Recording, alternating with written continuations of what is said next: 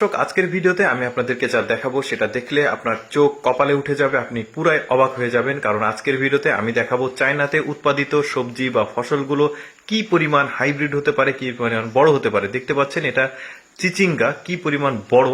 এরপরে যেটা দেখাবো সেটা আলু। দেখতে পাচ্ছেন একটা আলু কমপক্ষে 6 থেকে 7 কেজি ওজন, কি পরিমাণ বড়। এরপর যেটা দেখাবো এটা আমার নিজের চোখেও আমি বিশ্বাস করতে পারিনি। দেখতে পাচ্ছেন একটা তরমুজ গাছ, এই তরমুজটা এত বড় গাছ হতে পারে এটা আমার জানা ছিল না।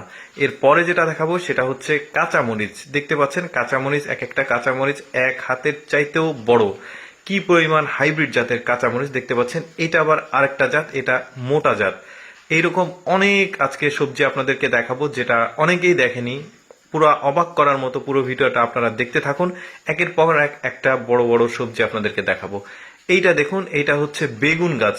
একটা বেগুন গাছ এত বড় হতে পারে সেটা আমার জানা ছিল না, আপনাদের থাকতে পারে।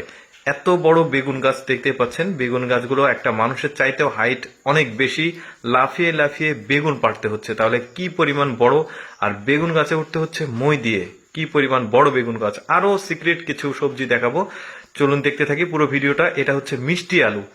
একটা মিষ্টি আলুর ওজন যদি 5 কেজি হয় তাহলে এটা কি পরিমাণ বড়, মানে একটা মিষ্টি আলু 10 জন মিলেও খাওয়া যাবে না। দেখতে পাচ্ছেন আরেকটা মিষ্টি আলু তুলছে মাটি থেকে, কি পরিমাণ সাইজে বড় এই মিষ্টি আলুগুলো। এরকম হাইব্রিড ফসলগুলো আসলে চায়নাতে ব্যাপক পরিমাণ হয়। এবার আপনাদেরকে দেখাবো মূলা।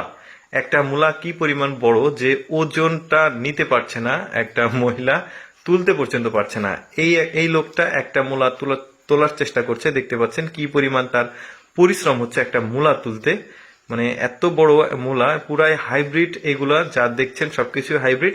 এটার সাথে দেখুন একটা মিষ্টি আলু, দেখুন এই মিষ্টি আলুটা কি পরিমাণ সাইজে বড়, এই লোকটা আসলে তুলে দেখাচ্ছে।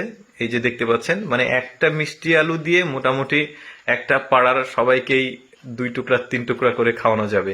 এরপর যেটা দেখাবো এটা আমি পুরোপুরি কনফার্ম না, তবে আমার মনে হচ্ছে এটা লাউ না, বরং এটা শশার একটা হাইব্রিড জাত। একটা গা দেখে বোঝা যাচ্ছে যেটা, আমি এটাই মানে পরিকল্পনা করেছি যেটা। আর এইটা দেখতে পাচ্ছেন এটা হচ্ছে ধানের গাছ। একটা ধানের গাছ কি পরিমাণ বড় হতে পারে, আমাদের দেশেও ধানের গাছ আছে বাট এত বড় ধানের গাছ নাই। এবার একটা বড়ই দেখাই। আমাদের দেশের যে সবজি বড়ই আছে সেগুলো কিন্তু সাইজে বড় হয়, বাট একটা বড়ই 1 কেজি ওজন এই প্রথম দেখলাম। এরপর একটা আপনাদেরকে সবজি দেখাবো, এটা হচ্ছে পালং শাক। কি পরিমাণ মানে হাইব্রিড, আপনি চিন্তা করেন একটা পালং শাকের গাছ। পালং শাক আমার যতদূর মনে হচ্ছে সেটাই, সে নিজেই ওজন নিতে পারছে না। এরপর রয়েছে মাশরুম। আমাদের দেশেও মাশরুম চাষ হয়, বিভিন্ন দেশে মাশরুম চাষ হয়, বাট এই সাইজের মাশরুম এত বড় মানে কল্পনার বাইরে। এরপর যেটা দেখাবো পেঁয়াজ। পেঁয়াজ তো ইন্ডিয়ান পেঁয়াজ, পাকিস্তানি পেঁয়াজ, মিশরের পেঁয়াজ দেখেছেন যেগুলো সাইজে বড়, বাট একটা পেঁয়াজ 1 কেজি বা তার বেশি, মানে এটা অবাক করা একটা ব্যাপার।